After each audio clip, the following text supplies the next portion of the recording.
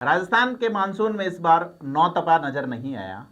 लोग ये कह रहे हैं नो तपा यानी कोई नहीं तपा, लेकिन अगर राजनीति का मौसम देखें तो तपन बदस्तूर जारी है। तपन जारी है। किरोड़ीलाल मीणा आंच दिए जा रहे हैं मुद्दों को ईडी के यहां जाकर, और अशोक गहलोत परिवार पे लगातार वो हमलावर हैं। अशोक गहलोत अपनी बचत, राहत और बढ़त वाले कैंप में लगातार यात्राओं पे हैं। कल वो सीकर संभाग के दौरे पे थे, आज वो वागड़ में गए हैं, प्रतापगढ़ और बांसवाड़ा साइड में। इसी के साथ सचिन पायलट की 11 जून वाली तारीख भी आने वाली है। हनुमान बेनीवाल ने एक जनसभा की है और भारतीय जनता पार्टी में बड़े बदलाव की खबरें आ रही हैं। इन तमाम मुद्दों पर बात करने के लिए हमारे साथ आज के धारा प्रवाह कार्यक्रम में वरिष्ठ साथी श्रीपाल सत्तावत जी है। सर, बहुत बहुत धन्यवाद। कैसे देखते हैं, सबसे पहले बीजेपी से शुरू करते हैं, क्या बदलाव होने वाले हैं सर भारतीय जनता पार्टी में? देखिए, जो खबरें आ रही है दिल्ली में, दिल्ली के जो सूत्र हैं वो बता रहे हैं कि बड़े स्तर पर बदलाव होने जा रहा है जेपी नड्डा जी की टीम में, जो बीजेपी की राष्ट्रीय केंद्रीय टीम जी। और केंद्रीय टीम में उपाध्यक्ष नए बनाए जाएंगे, महासचिव नए बनाए जाएंगे, सचिव नए बनाए जाएंगे और 6 राज्यों के प्रभारी बदलने की बात भी आ रही है, जिसमें राजस्थान, हरियाणा, मध्य प्रदेश शामिल है।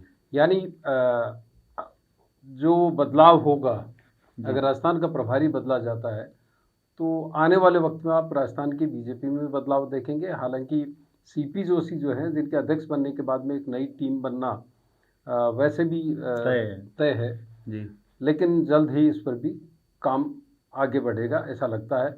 पहले बीजेपी की जो केंद्रीय टीम है, जेपी नड्डा की नई टीम है, वो बनेगी और उसमें अभी मौजूदा में कौन बाहर जाएगा, कौन अंदर आएगा, ये देखने वाली बात होगी। लेकिन जो जानकारी मिल रही है उससे ये पता चल रहा है कि राजस्थान की हैसियत जो बीजेपी की राष्ट्रीय टीम है, केंद्रीय टीम है, उसमें बढ़ने वाली है जी। कहा जा रहा है कि जो हेडक्वार्टर का जिम्मा है महासचिव का, वो सुनील बंसल को दिया जा सकता है, जो पहले उत्तर प्रदेश में प्रभारी रहे और कई राज्यों के प्रभारी के बतौर अभी महासचिव का काम देख रहे हैं। राजस्थान में वो शायद कोटपुतली से आते हैं सुनील बंसल जी। क्या लगता है सर, और किसी स्थानीय जो नेता हैं उनको संगठन में, केंद्र में बड़ी जिम्मेदारी मिल सकती है या कैबिनेट रिशफल में कुछ देखने को मिल सकता है? देखिए, कैबिनेट रिशफल में राजस्थान का प्रतिनिधित्व बढ़ेगा, राजस्थान का, मध्य प्रदेश का, छत्तीसगढ़ का, क्योंकि ये चुनावी राज्य हैं जी। और उसके बाद में लोकसभा के चुनाव भी होने हैं। साथ ही संगठन में भी ये माना जा रहा है कि वहाँ पर बीजेपी की जो केंद्रीय टीम बनेगी उसमें राजस्थान का प्रतिनिधित्व बढ़ेगा। जिन लोगों को, जिन जातियों को, जिन समाजों को मंत्रिमंडल में जगह नहीं मिल पाएगी, उनको अकोमोडेट किया जाएगा जेपी नड्डा की टीम में जी। सर, बीजेपी में स्थानीय, स्टेट में भी टीम बनाई जानी है और कह रहे हैं जातीय समीकरण साधने की जरूरत है। बिल्कुल। और कांग्रेस की टीम भी बिखरी हुई है, क्योंकि ये फीडबैक बीजेपी के पास में लगातार है कि कास्ट इम्बैलेंस हो रहा है जी। जब सतीश पूनिया अध्यक्ष थे तो वो बैलेंस नजर आ रहा था, लेकिन अब राज्यपाल, हालांकि वो संवैधानिक पोस्ट है, लेकिन राज्यपाल भी कलराज मिश्रा हैं, वो उसी बिरादरी से आते हैं। पार्टी के जो बीजेपी के अध्यक्ष हैं सीपी जोशी, वो भी उसी बिरादरी से आते हैं।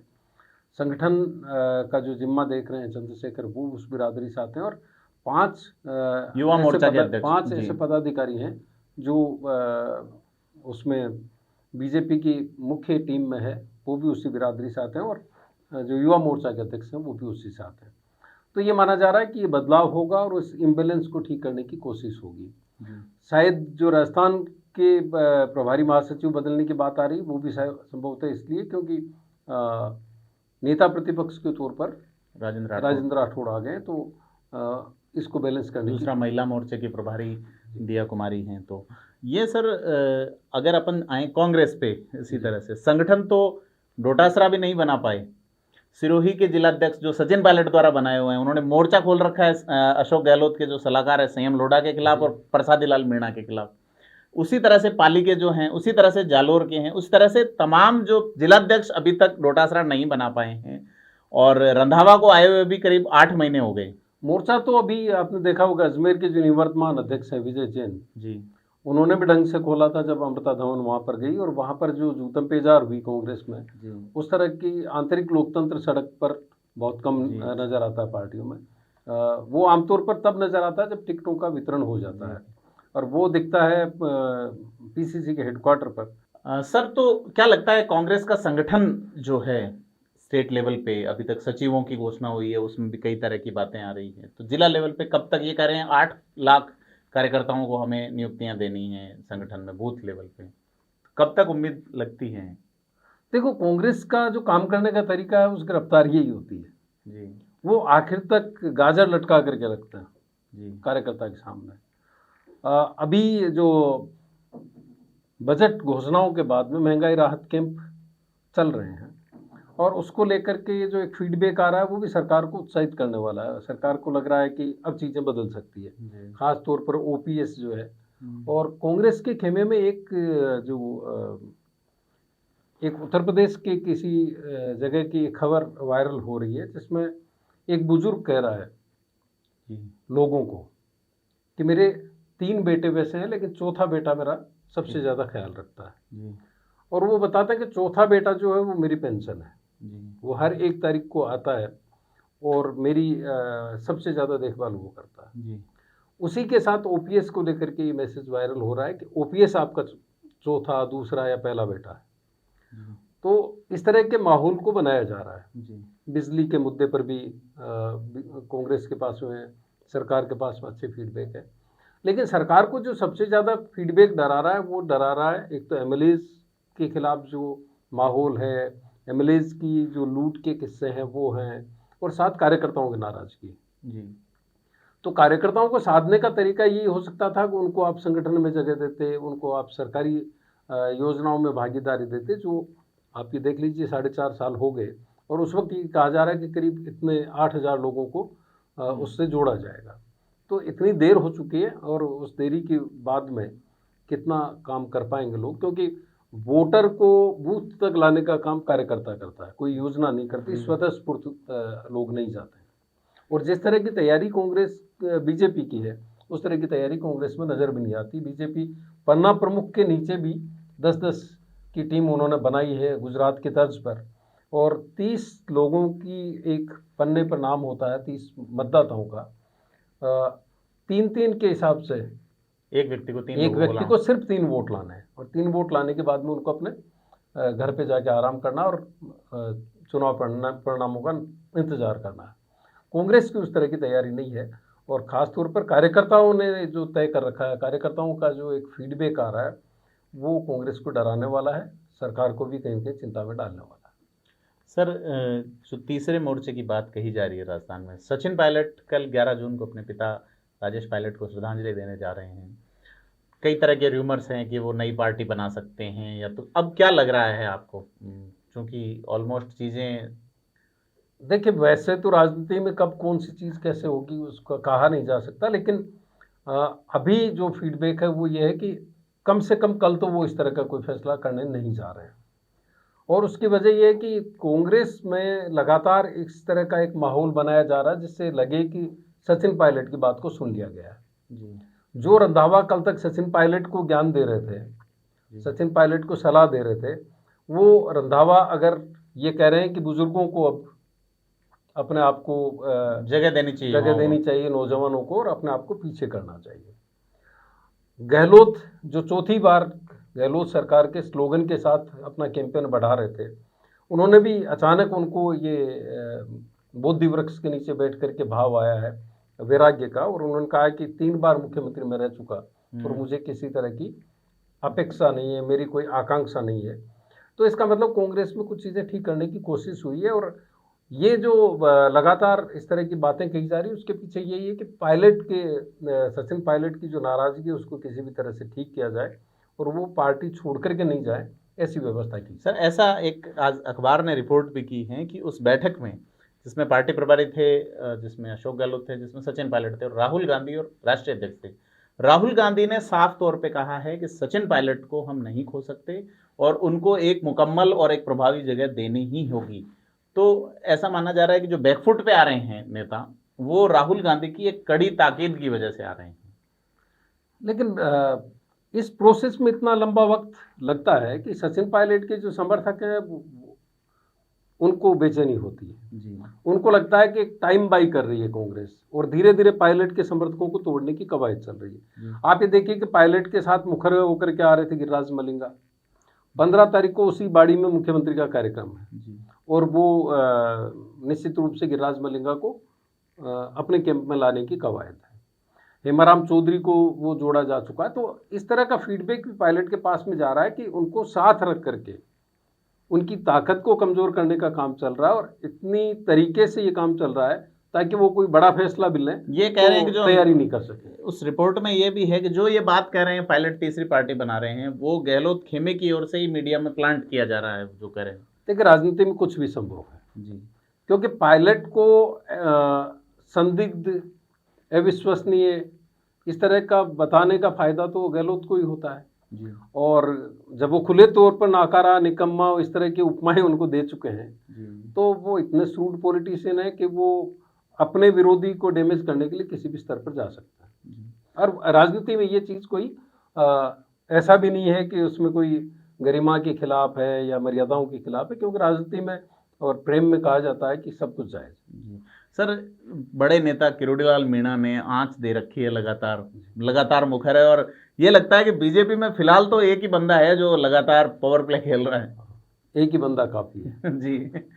हालांकि वो जो सीरीज है वो जोधपुर के आसाराम वाले प्रकरण में उस एपीपी के ऊपर है। जी, हालांकि लेकिन अभी जो ये ट्रेंड भी कर रहा है सोशल मीडिया में कि एक ही बंदा काफी है। लेकिन अभी जो है वो पहले कुछ दिन पहले सचिन पायलट के पक्ष में ये ट्रेंड कर रहा था और अब बाबा किरोड़ीलाल मीणा को जी माना जा रहा है कि एक ही बंदा है जो सब कुछ चीज़ें बदल सकता है। आप लेकिन इसमें एक चीज़ देखेंगे कि किरोड़ीलाल मीणा ने जो आरोप लगाए वो कितने गंभीर किस्म के हैं। जी और अगर आप मीडिया की रिपोर्ट्स देखेंगे तो आपको लगेगा कि कितना ज़बरदस्त तरीके से अंडर प्ले करने के लिए मैनेजमेंट हुआ है। हाँ, आज ज़्यादा और कवरेज चुनावी साल जो है, चुनावी वर्ष में बजट बहुत बड़ा इशू होता है जी और हर मालिक या मैनेजमेंट जो है वो किसी न किसी दबाव में होता है, क्योंकि उनको चुनाव जो है वो किसी भी मीडिया संस्थान के उत्सव लिए नहीं है, कुंभ की तरह है। उत्सव कुंभ है, कुंभ डुबकी की तरह लगाओ होता और है। तो उस वक्त वो सरकार को नाराज करके नहीं चल सकते। एक वजह ये भी हो सकती है कि जब उन्होंने पहले दिन प्रेस कॉन्फ्रेंस की थी तब ये मुद्दे उठाए थे और कुछ अखबारों ने उसको रिपोर्ट किया था।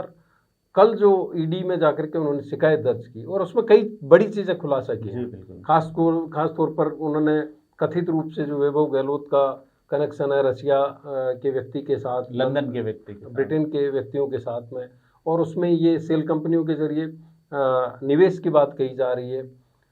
तो एक बड़ा आरोप था, लेकिन जिस तरह से उसको 8वें 10वें पेज पे सिंगल कॉलम या डबल कॉलम में समेटने की कवायद हुई, उससे पता चलता है कि बेचैनी तो है सरकार में और इसलिए सरकार के जो विभाग हैं जिनका काम है ये इन चीज़ों को देखना, उसको डाउन प्ले कराना या इस तरह का, तो वो एक्टिवेट हुए हैं। हालांकि गहलोत साहब की तरफ से अभी तक कोई इस पर कोई प्रतिक्रिया नहीं आई है। प्रतिक्रिया नहीं देने के पीछे भी वजह ये हो सकती है कि वो प्रतिक्रिया दे करके इस मामले को और ज़्यादा हाइट नहीं देना चाहते हैं, क्योंकि आगे नहीं बढ़ाना चाहते। मैनेजमेंट मुश्किल हो जाएगा अगर उनकी ओर से प्रतिक्रिया आ गई उनकी ओर से। हालांकि ईडी को लेके कल वो बोले लेकिन लगता है कि 13 तारीख को जो बीजेपी की यहाँ पर रैली होगी उसमें बाबा किरोड़ीलाल मीणा पहले बीजेपी ने सतीश पूनिया के टाइम में किरोड़ीलाल मीणा बिल्कुल साइडलाइन थे, यात्रा कर रहे थे तो भी नहीं, लेकिन पिछले 10 दिन में 2 press conference Kirodilal Meena BJP के दफ्तर में कर चुके हैं। ये सीपी जोशी की आप कामयाबी मान सकते हैं कि सीपी जोशी के आने के बाद में वो तमाम नेता जो बीजेपी के दफ्तर में आने से परहेज कर रहे थे या बीजेपी के दफ्तर में उनकी गाड़ियों को खड़ा करने की भी जगह नहीं मिल रही थी, उनको अब तवज्जो मिलने लगी है। वो वहाँ पे प्रेस कॉन्फ्रेंस करने में कंफर्टेबल फील करते हैं और बीजेपी भी कहीं ना कहीं जुड़ती हुई नजर आती है उनके साथ में। सर, हनुमान बेनीवाल का जिक्र किए बिना मामला पूरा नहीं होता। उन्होंने एक बड़ी रैली कर दी डूंगरगढ़ बीकानेर में। तो हनुमान बेनीवाल अब चुनावी मोड में आ चुके हैं, उन्होंने चुनावी रैलियां शुरू कर दी हनुमान बेनीवाल ने। तो कैसे क्या इफेक्ट रहेगा सर, क्योंकि डूंगरगढ़ से कम्युनिस्ट पार्टी के भी विधायक हैं गिरधारी लाल, उनके समाज से भी हैं, जाट समाज से। और देखिए एक बात तो आपको माननी पड़ेगी कि कुछ नेता ऐसे हैं जिनके प्रति दीवानगी का स्तर बड़ा है, चाहे वो कांग्रेस के सचिन पायलट हों, बीजेपी के किरोड़ीलाल मीणा हों या आरएलपी के हनुमान बेनीवाल जी। उनके समर्थकों की बड़ी तादाद है, फॉलोइंग उनकी ज़बरदस्त है और उनको सुनने के लिए, उनको देखने के लिए और उनको फॉलो करने के लिए एक बड़ी तादाद है। और हनुमान बेनीवाल थर्ड फ्रंट के तौर पर इतनी बड़ी जगह अपनी बना चुके हैं राजस्थान में कि वो जहाँ भी जाते हैं उनको सुनने के लिए लोग आते हैं। और निश्चित रूप से वो कोशिश करेंगे कि चुनाव में वो कुछ अपनी जगह बना सकें, और ख़ास तौर पर वो बार्गेनिंग पावर तो ये बनाना ही चाहेंगे ताकि कम से कम वो अपने आप को सुरक्षित कर सकें और अपने लोगों के काम करवा सकें, उन्हें सेट कर सकें। सर, आम आदमी पार्टी 18 तारीख को गंगानगर से एंटर कर रही है। पंजाब के मुख्यमंत्री वहाँ रहेंगे, दिल्ली के मुख्यमंत्री रहेंगे। तो आज के टाइम में तो बीकानेर संभाग में आम आदमी पार्टी ने बड़ा प्रभाव अपना बना लिया है और वो उन जातियों को, उन समाजों को टच करने की कोशिश कर रही है जिन्हें अभी तक भागीदारी नहीं मिली है सत्ता में। वहाँ पे वो संख्या आप सब ये देखेंगे कि वहाँ पर उन एमएलए को भेजा जा रहा है, चाहे कोई घड़ी साज है या मोबाइल रिपेयर करने वाला जो एमएलए बन गया वहाँ पे, उनको भेज करके वो ये मैसेज दे रहे हैं कि कॉमन मैन अगर कहीं एमएलए बन सकता है वो आम आदमी पार्टी में, तो वो आम आदमी पार्टी में बन सकता है। और मेरी अभी पिछले कुछ दिनों पहले बात हो रही थी गंगानगर और हनुमानगढ़ में, तो पता चला कि गांव-गांव में झाड़ू पहुंच गई। तो कैसा झाड़ू फिरेगा राजस्थान के विधानसभा चुनाव में? किरोड़ीलाल मीणा कितनी आंच और देंगे 13 तारीख को मुद्दों को? हनुमान बेनीवाल का और क्या रुख रहेगा? इन तमाम मुद्दों पे बात की हमारे साथ वरिष्ठ साथी हमारे शिवपाल सत्तावन जी ने धारा प्रवाह कार्यक्रम में।